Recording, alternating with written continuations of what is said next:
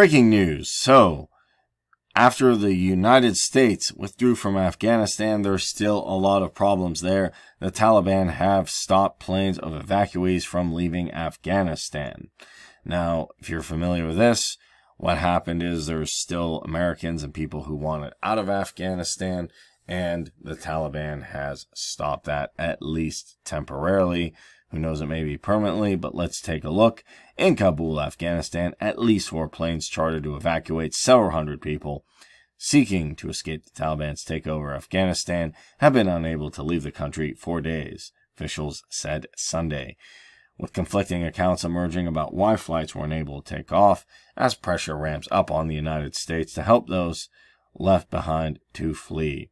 The top Republican on the U.S. House Foreign Affairs Committee, however, said that the group included Americans that were sitting on the planes, but the Taliban were not letting them take off effectively, holding them hostage.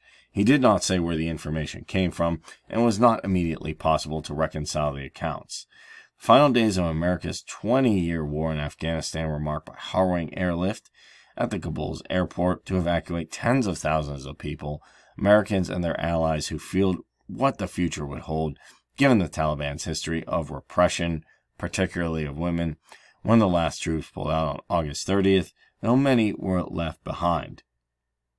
The U.S. promised to continue working with the new Taliban to get those who want to leave out. The militants pledged to allow anyone with the proper legal documents to leave, but Rep. Michael McCall of Texas told Fox News Sunday that American citizens and Afghan interpreters were being kept on 6 planes. Who knows what is actually going on, though. Taliban will not let them leave the airport, he said, adding he's worried they're going to demand more and more, whether it be cash, legitimacy. As the government of Afghanistan, he did not say more details.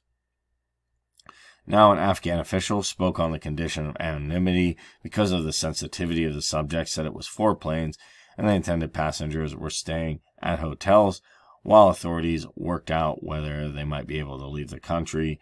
The sticking point, he indicated, is that many did not have the right travel papers. Residents of Mazar-e-Sharif also said passengers were no longer at the airport, and at least 10 families were seen at a local hotel waiting. They said for a decision on their fates. None of them had passports or visas, but they said they had worked for companies allied with the U.S. or the German military. Others were seen at restaurants.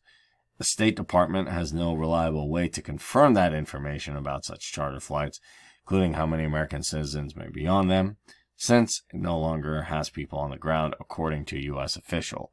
But the department will hold the Taliban to their pledges and let people travel freely, said the official, who spoke on the condition of anonymity because they are not authorized to speak publicly on the matter. Now, to get to the main point of this, there are still people stuck in Afghanistan. We don't know what's going to happen. We don't know if they're going to be able to let out, if the Taliban will restrict them, if something worse will happen, because what happened is when the pullout happened, you can have your own opinions about it, whether it was good or bad, but there are still people who are left behind.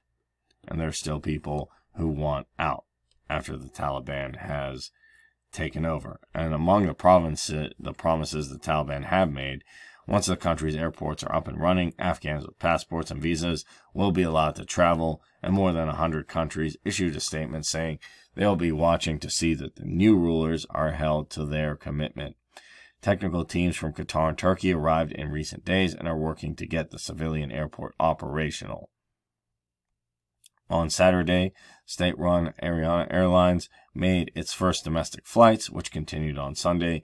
The airport is without radar facilities, so flights are restricted to daylight hours to allow for visual landing, said official Shishar Store.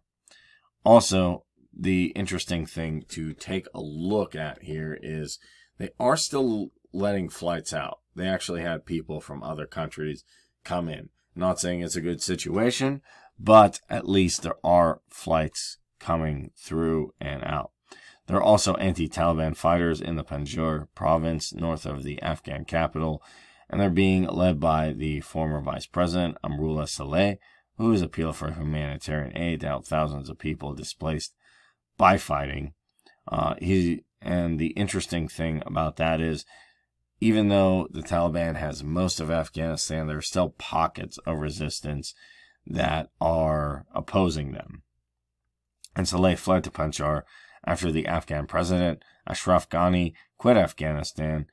As the Taliban marched on the capital, fighters lighting blitz across the country took less than a week to overrun 300,000 government troops, most of whom surrendered or fled.